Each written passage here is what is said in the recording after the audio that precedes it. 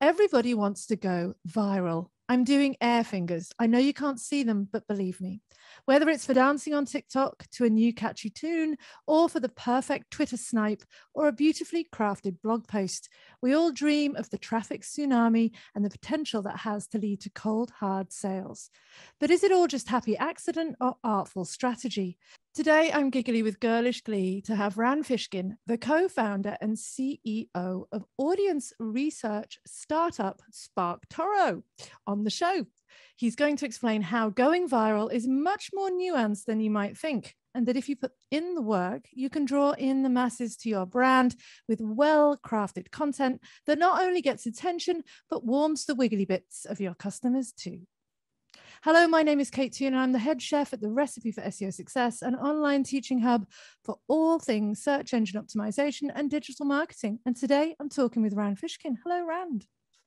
Hi, Kate. How are you? I'm very well. It's lovely to have you on. Rand was the first ever guest on the show. And for those of you who don't know the story, I didn't actually have a show. I just wanted to speak to Rand Fishkin. So I pretended I had a podcast.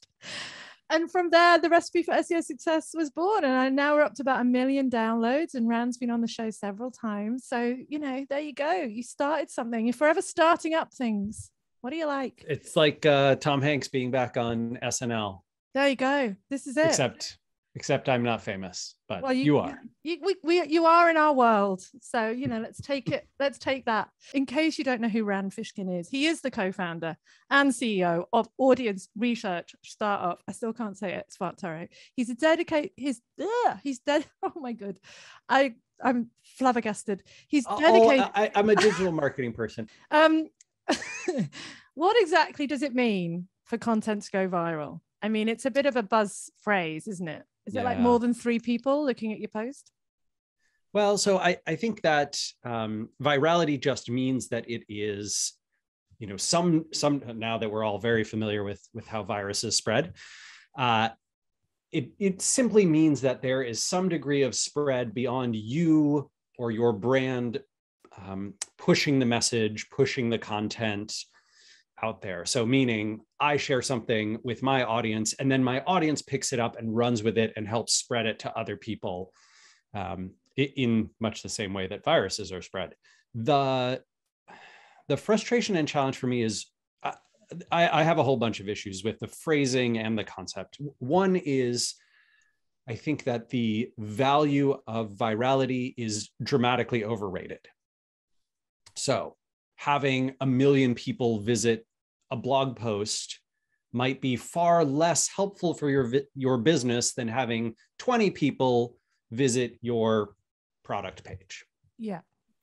And that's a strange thing, right? Because I think that the internet, especially social media and the sort of, you know, the rankings, the ratings, the like counts, the share counts, they have trained us to believe that visits and engagement are somehow valuable of their own accord, and this simply isn't the case. So it's that huge dopamine thing as well of just feeling like totally a popular human, which can completely kind of throw you off. You know, like I've done well. Look at all these people patting my bottom. The fact that I'm essentially being a bit of a busy fool here and not making any money is a different matter. Yeah, I think that there can be reasonable business goals that tie to, you know, broad top level awareness. But very frequently what I see is marketers conflating the concept of, hey, let's produce viral or viral potential content, and then we're going to measure through our analytics how many sales or leads we got through our content. And those things are just not connected at all. If your goal is we want top level branding exclusively, all we want is people to associate our brand name with something that's familiar to them. They haven't heard of us before. We want them to have heard of us 1 or 2 times. Great. Viral content is probably a reasonable goal to go after, as long as you can carefully tie your brand to that virality. Again, one of the other problems that people have is very frequently you'll see, and I've experienced this plenty myself, viral pieces of content that get associated not with the brand, but just the concept overall. Yeah. Oh, yeah. And this is it. I mean, I've had two pieces of content that went vaguely viral. One was a picture, a meme about cookies. And it had like movie stars retweeting it, but it was utterly useless. You know, it wasn't anything about me being a copywriter. And another was a post that I wrote about stupid things people do on Facebook, which was on my site. And I was able to internal link to lots of things and serve my own ads. And that one, I could see a deeper connection between me and the you know the content and the conversion, you know. Yeah. But we're talking about the metrics, you know. So if we're saying that likes aren't really the thing, and kind of shares aren't, you know, what are the metrics that we need to consider when we're going viral? Which ones count and which ones don't count?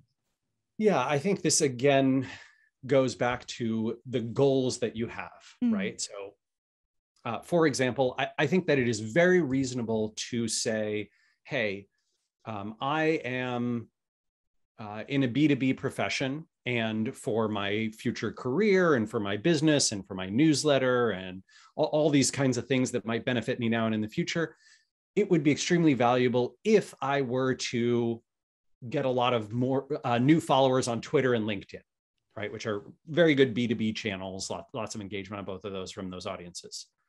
Well, a set of even minorly viral content on both of those is likely to bring you exactly what you want. Lots of new followers, lots of new people who've seen your content, people who associate you with having shared something useful to them in the past and might be more tempted to follow you or sign up for your email newsletter, whatever it is. That is a great, you know, I have a business goal and I have tied my viral and content and social goals to that business goal directly, and I can see the impact. If, however, you make the mistake of something like, hey, I am working in a company and we're selling science fiction books, and I wrote a viral blog post about things that people do, dumb things people do on Facebook. Are many of them going to be science fiction fans? Probably not. Yeah. Are they, even if they are, what are the odds that they see that and then recognize that my brand is associated with sci-fi books and then go to some book page and then buy a book from us or subscribe to our email newsletter? Very low again. So the core concept here is just tying those business goals and outcomes to some reasonable thing that you're doing with virality, viral content. Yeah, I mean, another thought is, you know, we've had a one of our Instagram people came on, a lady called Sherry Clonan, and she talked about the kind of the train, you know, the algorithm, that if you do have this piece of viral content, while it in of itself may not generate, you know, tick off business goals, it gets you in front of so many people that the next thing you post will be served to more people, you know. So say you post something dumb, get a lot of likes, and then the next thing is more business related, and the people who saw the dumb thing are more inclined to see this, and so you kind of can have a viral or a popular non-popular, a popular non-popular. Do you subscribe to that? Do you think that works? Yeah, I actually Kate, I wrote a blog post about this last week called "Should this be a blog post or a tweet thread?" I saw that. Yes, that's why. That's kind of why I asked the question. Yeah. and the, you know, the core concept behind this is basically that if you want to optimize for virality, native platform content is going to perform better, right? So native video on Twitter, LinkedIn, Facebook, Instagram, what have you, is going to work far better than a YouTube link. It is almost certainly the case that if you take a blog post and you boil it down to 7 or 8 tweets and you put them in a thread, that'll perform better. If you take a few paragraph summary of it and you post that to LinkedIn, that'll perform better than the link in LinkedIn. And the frustrating part, of course, is it is very difficult to directly monetize or turn into email subscribers or, you know, get whatever, be able to do remarketing or advertising or cookie dropping or whatever it is that you're going to do on your own site on any of those platforms.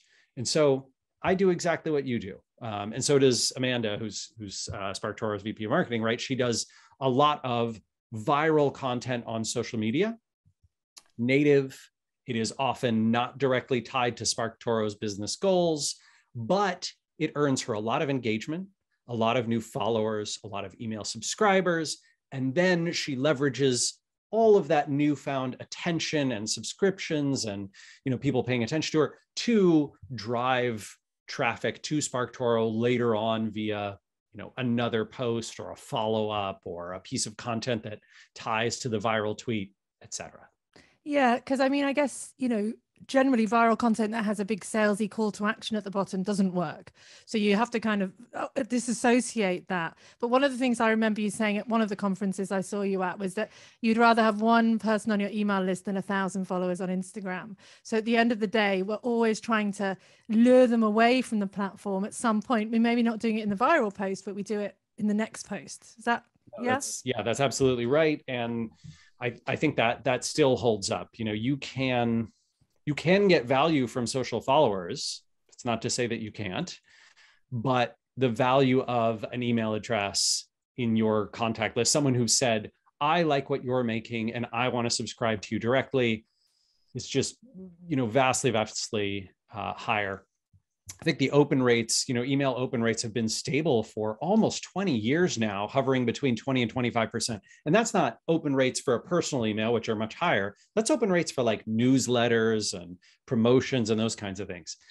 If you can get a 20% open rate from an email newsletter and you're getting a 0.02% view rate, not engagement, but view rate on Facebook or Twitter, you can see why I'm saying it's kind of 1,000 to 1. Yeah, no, I love that. So I re-quote that all the time and pretend that I made that quote up, just so you know. I stole it from you several years before you said it. It's just a time continuum problem. Okay, awesome. Yeah, fantastic. We can all share it. We can have it. So, I mean, you're saying here that there kind of is a strategy, and we're going to talk about a few steps that can help inform and make it a bit more nuanced than just throwing something against the wall and see if it sticks. Because to be honest, that seems to be a lot of it. It's hit or miss. Like, if an agency, it's like an agency coming to say to you, I can guarantee you #1 rankings.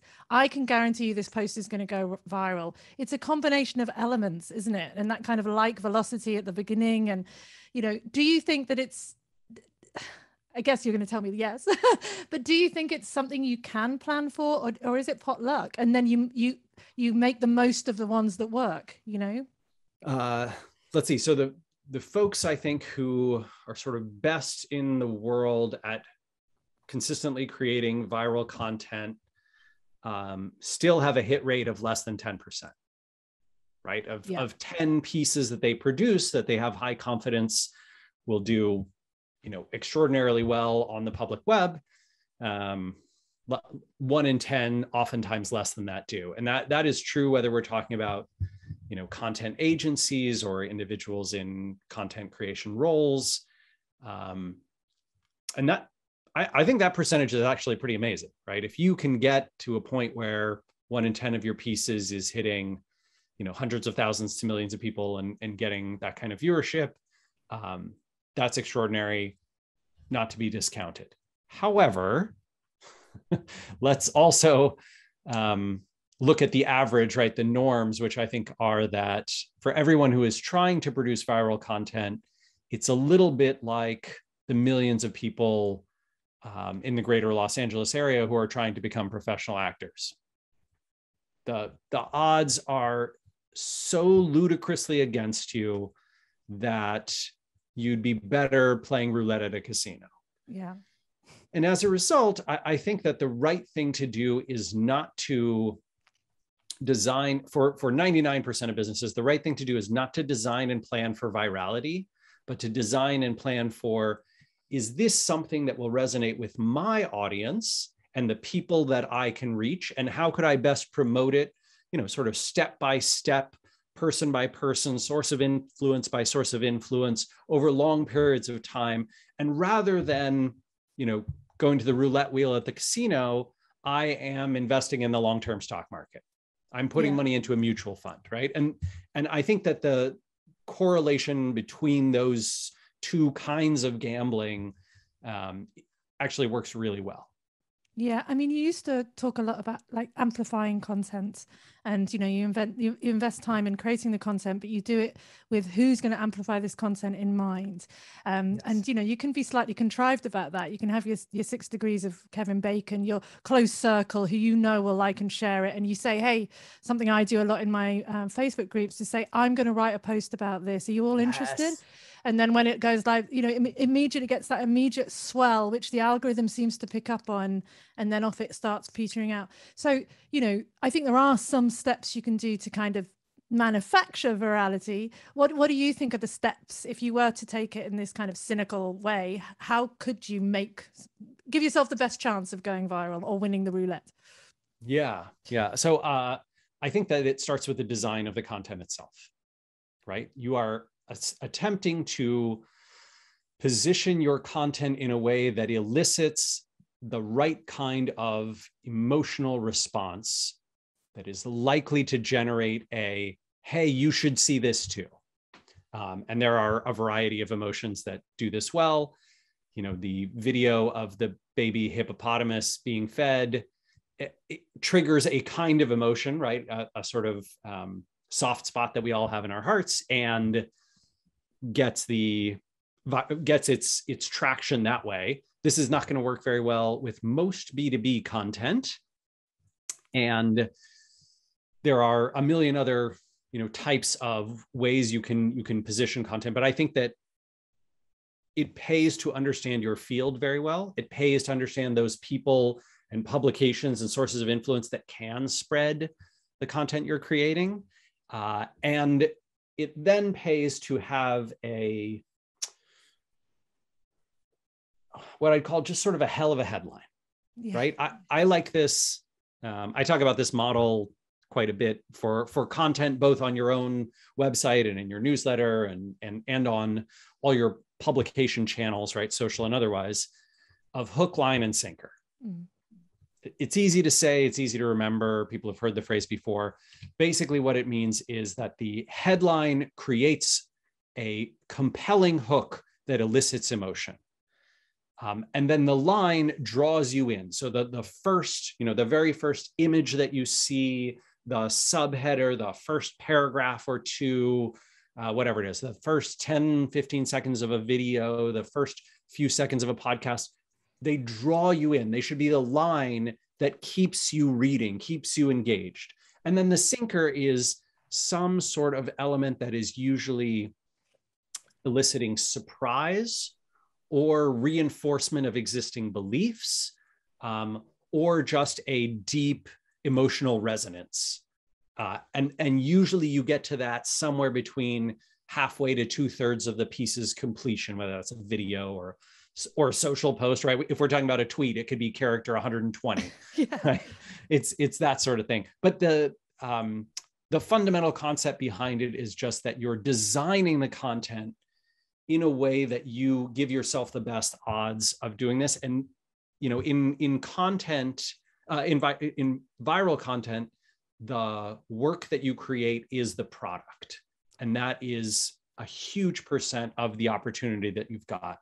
You can see this all the time through social media, right? That publications and people who have never gone viral before stumble on the formula. You don't have to have a big audience in order to have a viral piece.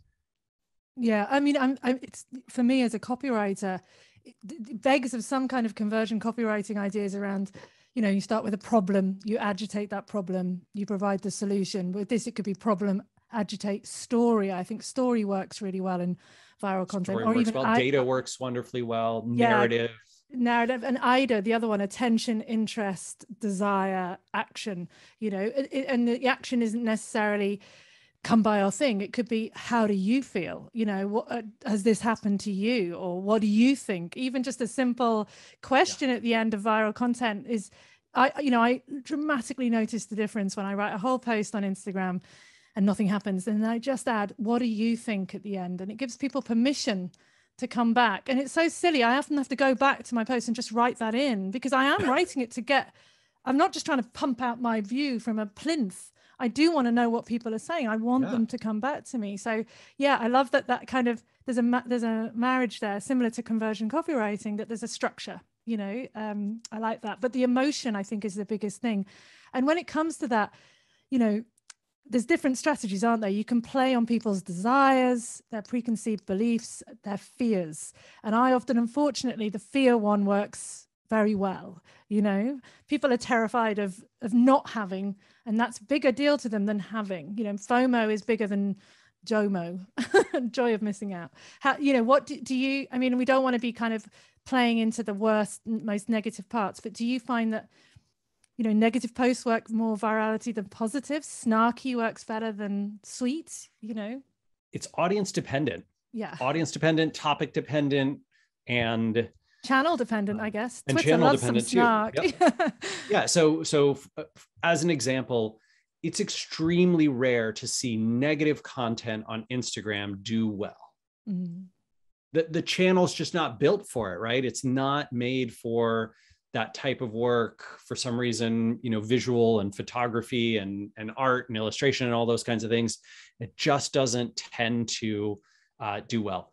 On Twitter, however, negative content can do extraordinarily well, right? On many news and politics related things that trigger fear, anger, apprehension, surprise. These are the emotional responses that tend to get shares, especially if they conform to a pre-existing belief, right? So I have some negative association with some group, and this post shows that group doing this negative thing that I have always believed them to be guilty of. And so sharing is guaranteed, right? And that, you know, and then there's, depending on the groups that we're talking about, right, there's millions of highly invested parties and trillions of dollars that are pouring into amplifying that, and, you know, what's called brigading, those sorts of things. Can businesses play on this? Not so much. Yeah. Most businesses, unless they're in specifically the news field, should probably stay away from that. They're more likely to get harmed than helped. Yeah. I mean, I noticed on LinkedIn, I mean, LinkedIn obviously used to be as dry as a Weetabix. You probably don't know what Weetabix is. Do you have Weetabix? We have Weetabix. Oh, yeah. Okay. So no My boob grandmother's tubes, house in New Jersey, I had but you do Weetabix have in the Weetabix. morning. Okay, cool. Hated Boob it as a tubes, no. 12-year-old. LinkedIn, super dry. And I find LinkedIn hilarious. So I'm very snarky on LinkedIn and very sarcastic. Because, you know, the stories are always like, I was living in a bin and then I decided to, you know, manufacture this hedgehog jumper and look at me now. And there's someone, you know, doing, oh, I'm so surprised that I was featured in this article, even though we all know you paid to be featured. So LinkedIn is a funny one because that's where a lot of B2B people play. But I don't think you necessarily need to be political or even witty. You can be knowing, you know, like if you're an accountant, you can be like, oh, that's, you know, this time of year, end of year tax, it's a real pain in the bum, isn't it? And I mean, of course, it's not the most witty or original content, but you're going to get lots of other, probably your peers more than your customers going, gosh, yes, I'm struggling too. And showing a little bit of vulnerability can really help with viral content as well. You know, it doesn't all have to be witty dancing reels and baby hippos. It can be, here's a struggle I'm having. Are you having this struggle? I think that seems to work well for me. Yeah. So often what tends to, you know, there's a variety of formulas that work really well, but the LinkedIn, I don't know, people kind of call it like the struggle porn thing, or you know, it's sort of hustle porn meets struggle porn. Hustle porn, yeah. And I find that you can do that in a relatively ethical and still useful way. So in your accountant example, you might say, last month, I did the taxes for someone who, you know, made 6 figures in cryptocurrency investing, and I messed it up. And they were going to get a huge tax penalty if I had submitted it. I feel like I'm not the only one. Let me walk you through how the United States' new tax code is treating crypto investments. Yeah. Well, you've done a bunch of I mean, personally, you know, Kate, I kind of hate the whole crypto trend, but I do admit that many, many people are making money with it and have made money with it. And many people are confused about the tax code around it. And accountants are struggling with this. And, you know, when we talk to our tax accountant, she's like, okay, you don't own any NFTs. You don't own any crypto, right? All that kind of stuff, because it's a big challenge for a lot of people. And because it's relatively new and popular, there's a lot more attention going to it. And so the algorithm is going to bias it up, and lots of people who are interested are going to be you get the idea, right? So you can play that whatever hustle porn, struggle porn game in useful, valuable ways that are authentic and still have high potential. Yeah, I think you just don't have to tell all your sad stories online. You kind of have to mix it up, don't you? A bit of, I love hustle porn. I'm gonna take that one. So I love your structure. I do not love hustle porn. No, I don't really. You can spot it a mile away on LinkedIn now, and sometimes they're hilarious. But I love I love hook, line, and sinker. I think that's fantastic. And we talked about different structures and playing on different types of emotion. But once they've read the article, they've watched the baby hippo in the video, how do you get it to sink into their brain? How do you get them to take action when we haven't got a call to action? How do you get them to do something? Yeah, I think that this is where that we go back to the very start and our business goal, right? So when we've structured the content, if it is the baby hippo, it better be the case that our only goal was, I want this to be one of the 7 times you've heard of our brand in the next 90 days. And that's my entire goal. All I want is for you to see, whatever it is. I want you to remember the name SparkToro and to think, oh yeah, that colorful S logo. Okay, something, I have some association with that. And then maybe next time they come, they'll associate it with audience research or whatever it is. Or the next time, right? The goal of a lot of marketing, especially at the top of the funnel, is create an association in the mind of your potential customer between the problem that you solve and your company. That's it. That's the entire playbook. And you can do that with viral content that has almost no call to action whatsoever, right? The only thing I wanted you to do was engage with it. Geraldine, right, who my wife, who we were talking about recently, right, who's humorist and James Beard Award-winning writer and blah, blah, blah. She wrote a blog post. It was a restaurant review of a bad experience we had at a very expensive restaurant in the south of Italy. She didn't write about the 40 experiences that we had that were all amazing. But that particular, I'm the one who chose the restaurant. And so I feel very guilty about this, Kate. But that blog post got 2 million visits, crashed her site a bunch of times, was, shared by tons of notable people. And I think the food critic for the New York Times called Geraldine the best living food writer. It was ridiculous, right? It's all just crazy, crazy stuff that happened.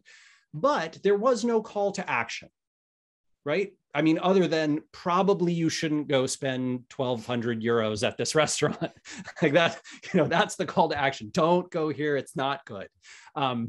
The value, however, came in all of the follow-up things that happened, right? So in people's mind, Geraldine cemented her position, especially after the previous viral piece about that she is this very high quality, humorous writer about food and travel, and maybe they should buy her next book. Yeah. I bet she was thanking you for choosing that funny restaurant afterwards. I mean, gosh, you'll get to choose them all from now on. But I think as well, I love that. So you're trying to create an association, and there's a whole part of Google's algorithm, which is all around, that expertise, authority, and trust. And I think it can also, for me, often what I post is not even necessarily to create an association. It's to make people like you a little bit, trust you, find you, because a lot of the posts I share are kind of little daft stories about what's happening in my day. And, I see people following them, liking them, and I'm not sure that at first they know what I do. They just like the post. And then later on, I slowly seed in, oh yeah, I'm a copywriter, whatever. It's very gentle. It's like going up to someone at a networking event, immediately shoving your business card in their face and saying, I'm an accountant, or telling them a funny story. And then they actually say, hey, what do you do? What do you do? Yeah. Yeah, that's what you want. So a million times better. Right? So it's this sort of drip, drip, drip, drip, drip before you jump in the pool. Yeah, exactly. And I think that's exactly the way you want to play a lot of these things, which is why it's not a bad thing that 9 out of 10 or 99 out of 100 of the pieces of content that you'll create won't be viral. Yeah. It is fine. That is okay. in fact, I think it is much easier to reach 1 million people by having 1,000 posts or 10,000 posts than it is to reach 1 million people with one post. And I think it's more effective too. It's long tail viralness. I keep bringing it back to SEO. I can't help it. No, this is the marketing flywheel, right? So like you're slowly turning the flywheel. You know, I produce something, I amplify it, I earn an audience, I bring people back, I get more engagement, I hopefully help my algorithmic and subscriber success. And then I do it again and again and again. And over time, it looks like, gosh, how did Whiteboard Friday become such a hit? Or, you know, how did SparkToro become successful? Or how did K-Tune's podcast get 1 million downloads? And it wasn't one episode. Yeah. Right. It was not one big viral smashing success. It was turning the flywheel over and over again, hopefully getting easier over time and getting better at it.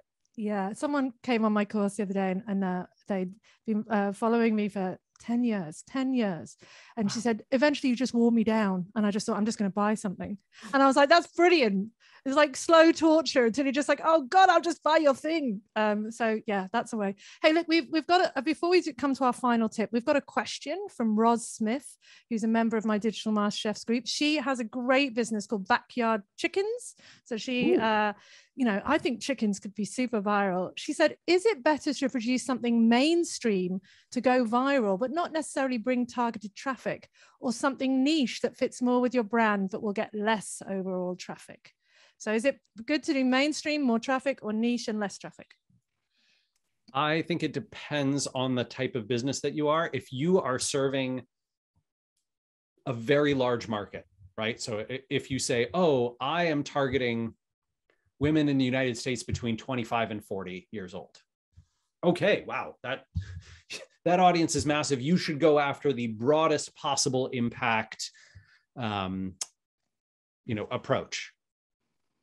On the flip side, if you're selling backyard chickens, I don't think most consumers, most businesses, most anyone are your audience at all. I would very much go for niche. I would try and get 100 visitors. I would never go after 1 million. I just don't think that's what you do for your business. It's fun and maybe, you know, interesting in the way that like TikTok videos are interesting. But yeah, Kate, I mean, here's a great example. A TikTok influencer, someone who's in the marketing universe. I don't know her personally, but she's very well followed. She has hundreds of thousands, I don't remember, 800,000 some odd followers on TikTok. And she did a video all about SparkToro. It was a good video. I watched it. I thought she did a great job, right? She basically is like, oh, here's the secret to this thing. And then she jumps into the tool and she walks through like how to get this data. And it was watched 500,000 times. It was incredible, right? It seems like a huge viral success. It is probably the biggest piece of viral content that's ever been specifically about SparkToro's tool. And it was basically a nightmare for Casey and I, because what happened was hundreds of thousands of people from TikTok, you know, people who wanted to be marketers, came to our site, signed up with fake email addresses like sparktoro@gmail.com, right? And then we're just blasting the site with traffic. Virtually none of them, I think we had something in the range of 20,000 extra signups. And we basically we closed down new signups for a little while to get through this spam brigade, because not a single person signed up for a paid account. It was just a kind of a support and technical nightmare. So, you know, what ended up happening is we were backyard chickens and we targeted everyone. Yeah, accidentally, right? We went too broad, not intentionally, but still problem, right? This viral content thing can be, you can do exactly what you think is the best thing ever, and sometimes it just doesn't bring the right audience. The TikTok marketing audience is not our audience. Yeah, I think they might be great for a more like influencer centric platform, but they're not what SparkToro is looking for. And so this mismatch created kind of a bad time. Yeah, I can imagine. I mean, I think with Ross, people who like chickens like seeing chickens, you know, and I just, you know, and then there's a slight second degree of Kevin Bacon where people like might think they want a chicken, but they're not sure. So then you have to show them really cute chickens. But yeah, I think I would go niche. And I think that's the problem. You know, a lot of brands come to me, or they came to me when I was a copywriter, and their target audience was anybody with a pulse and a credit card. And it's like, well, you know, that's going to cause you issues long term, because you're not going to be able to serve those people. So I think niche might be best for you. But thank you, Roz, for your question. And we look forward to seeing your chickens. Well, look, we're going to finish up. Although I could talk to you all day, you obviously have better things to do, including your computer game. So look, one final tip. Let's sum up this advice. I want to go viral, Rand. How do I do it? One final tip for me. One final tip. Okay. If you want the very easiest path to go viral, my strongest suggestion is that you look in fields that are similar to your own, but not directly competitive. If you're in backyard chickens, I might look at other things in, you know, farming and agriculture and, you know, whatever, growing flowers in your backyard. I might look at things that have gone viral in the world of guinea pigs. Yeah, pigs and cows and what other stuff. I might look at home improvement stuff. I might look at ecological stuff that's got, right? So sort of adjacent fields, but not exactly your field. And I would look in things like Google News. I would look in Google Discover, if you have that, or I think iPhone, Apple has a sort of competitor there, Apple News. And I would probably look in a tool like BuzzSumo, right, for posts that might contain those words that have done very well on Facebook and Twitter and LinkedIn and Reddit. You can search Reddit directly. I would look for those, and then I would find 5 or 6 formulas that work consistently well in these similar and adjacent fields. And then I would take the formula, try and boil it down to its essence, copy the formula, and apply it to your own content. Yeah. This is not foolproof. But it is probably the best way I can give you to shortcut, you know, getting to a viral piece of content. Yeah. So piggybacking ideas that have worked in similar industries and then either replicating them or turning them completely on their head. I often find taking something that's been successful and doing not a pastiche necessarily, but doing a different interpretation. A shuffle. Yeah. Yes. If you want to see something ridiculous, I did my first dancing reel. I am ashamed of it. But one of the things that all entrepreneur types do when they open their membership is they do a wall of Post-it notes with the name of the people who've signed up, right? It's a thing, Rand. It's a thing. So instead of doing that, I stuck them to my body and danced around my office. It's mortifying, but you know, you got to try these things. And it's slipped down the feed now. No one will ever see it again. So, you know, it worked quite well.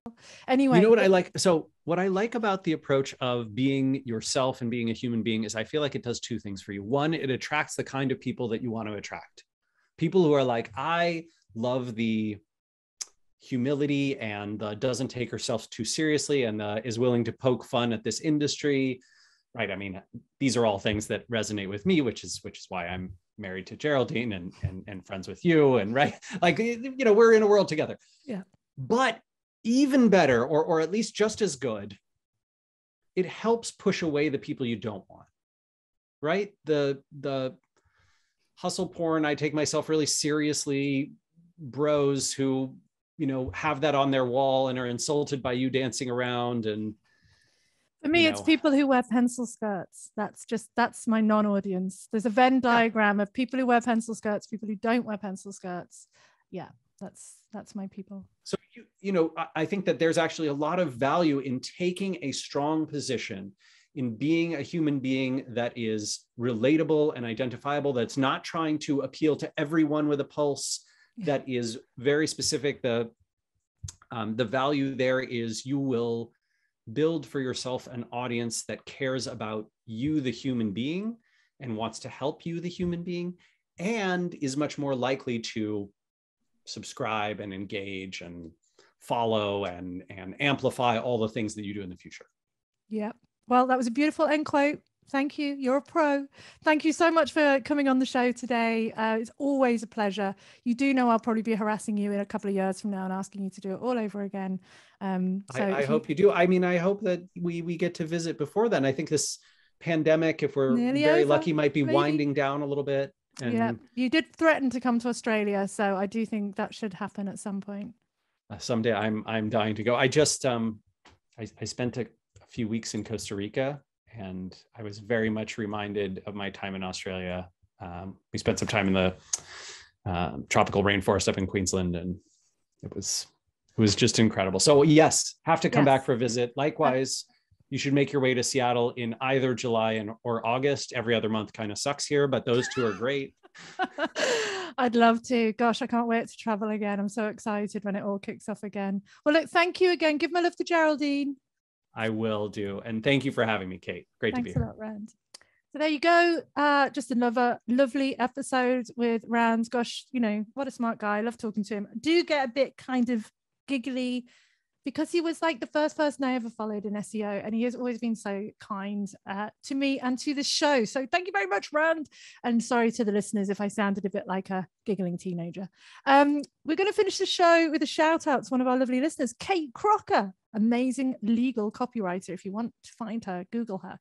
She's written so much amazing information. This is the only SEO podcast you'll ever need from our leading guru of SEO goodness, Kate Toon. Thank you very much, Kate. All Kates are awesome. So I'm going to finish off there. If you like the show, please don't forget to leave a 5-star rating and review on iTunes, Stitcher, Spotify, or wherever you heard it. You'll help others find the show and learn more about the lovely world of SEO and digital marketing. You can head to the show notes where I am going to include a link to Geraldine's blog. It was amazing. And to some of Rand's recent posts where he talked about, you know, should this be a Twitter post or a blog post? All of his content is fab. So check it out. And until next time, happy SEOing. Okay, bye.